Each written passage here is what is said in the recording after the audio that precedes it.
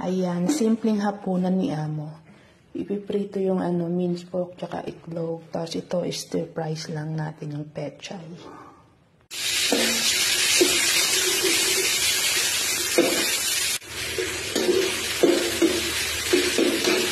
Ilagay natin ng paminta. Tsaka asin. Tapos itlog.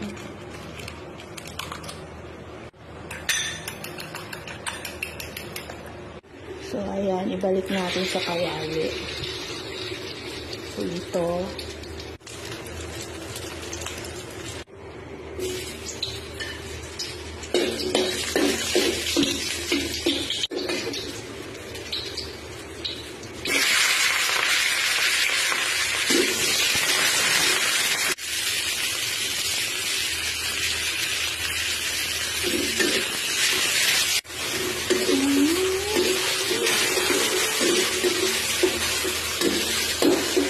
Nakadalawang basong tubig na ako, pero yung hapunan ko ito, Quaker Oat na may Milo.